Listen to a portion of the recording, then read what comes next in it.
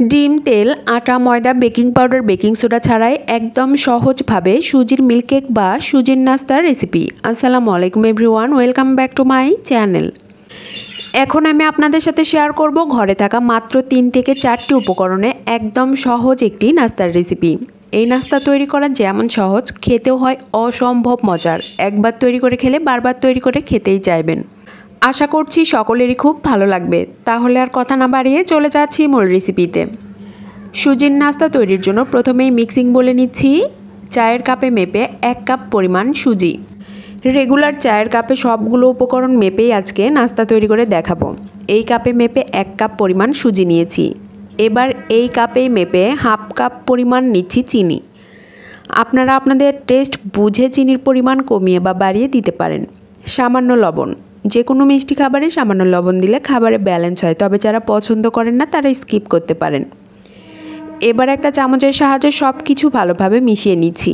মেশানো হয়ে গেছে। এখন একই কাপে মেপে 1 কাপ পরিমাণ কুসুম গরম তরল দুধ অ্যাড করে দিচ্ছি।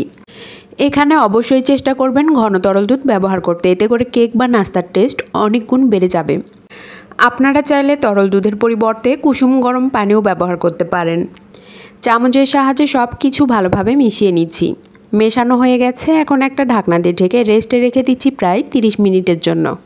30 মিনিট পর ঢাকনা সরিয়ে দেখুন সুজি কত সুন্দরভাবে সেট হয়ে গেছে। তরল দুধ একেবারেই টেনে নিয়েছে। চামচের সাহায্যে সব কিছু ভালোভাবে মিশিয়ে নিচ্ছি। মেশানো হয়ে গেছে। এখন এর সাথে অ্যাড করছি 2 টেবিল চামচ পরিমাণ গুঁড়া দুধ। গুঁড়া দুধ একেবারেই অপশনাল, হাতের কাছে থাকলে দিবেন, না থাকলে স্কিপ করতে পারেন। তবে গুঁড়া দুধ অ্যাড করলে নাস্তা বা কেকের টেস্ট অনেক গুণ বেড়ে যায়। প্রথমেই বলেছিলাম সুজির মিল্ক কেক, আর এই জন্য মিল্কের পরিমাণটা একটু বেশিই দিতে হবে। এবার অ্যাড করছি 1 টেবিল চামচ পরিমাণ তরল দুধ। তরল দুধ অ্যাড করার পর আবারও সবগুলো ভালোভাবে মিশিয়ে নিচ্ছি।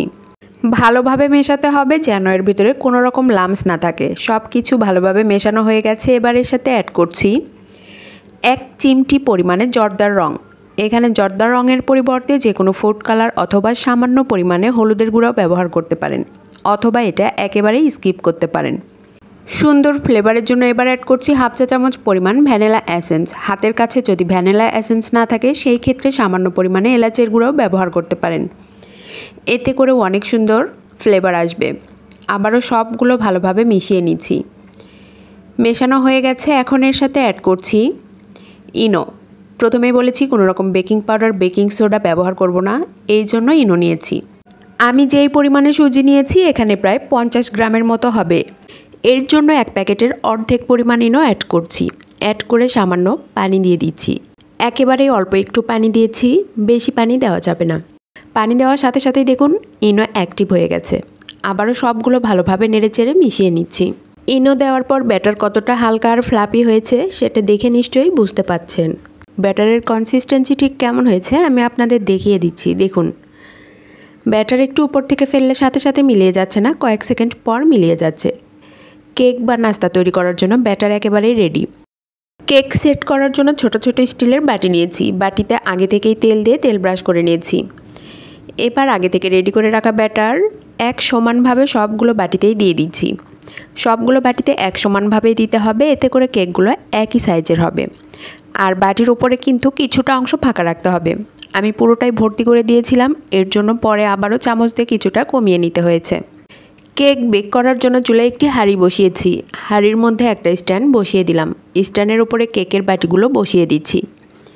এবার একটা ঢাকনা দিয়ে ঢেকে মিডিয়াম টু লোয়ের মাঝামাঝি হিটে কেক বেক করে নেব প্রায় 20 থেকে 25 মিনিট। 20 থেকে 25 মিনিট পর ঢাকনা সরিয়ে মাশাআল্লাহ দেখুন কত সুন্দরভাবে বেক হয়েছে। ভেতরে পারফেক্টভাবে হয়েছে কিনা একটা কাঠি দিয়ে চেক করে নিচ্ছি। কাঠি একদম ক্লিন আসছে, তার মানে ভেতরেও একদম পারফেক্টভাবে হয়ে গেছে। কেক একেবারেই ঠান্ডা করে বাটি থেকে ছাড়িয়ে নিচ্ছি। এই কেকগুলো দেখতে যতটা সুন্দর, খেতে তার চেয়েও অনেক বেশি মজার। আপনারা বাসায় অবশ্যই একবারের জন্য হলেও ট্রাই করবেন। আমার রেসিপির কোথাও যদি আপনাদের একটুও ভালো লেগে থাকে অবশ্যই লাইক, শেয়ার, কমেন্টস করবেন। ইউটিউব চ্যানেল থেকে দেখলে চ্যানেলটি সাবস্ক্রাইব করবেন, আর ফেসবুক পেজ থেকে দেখলে পেজটিতে একটা লাইক অথবা ফলো দিয়ে দিবেন। এবার একটা কেক ভেঙে দেখিয়ে দিচ্ছি কতটা মজার হয়েছে। আশা করি আমার রেসিপি আপনাদের সকলেরই অনেক ভালো লেগেছে। এতক্ষণ আমার সাথে থাকার জন্য সবাইকে অনেক অনেক ধন্যবাদ। আসসালামু আলাইকুম, আল্লাহ হাফেজ।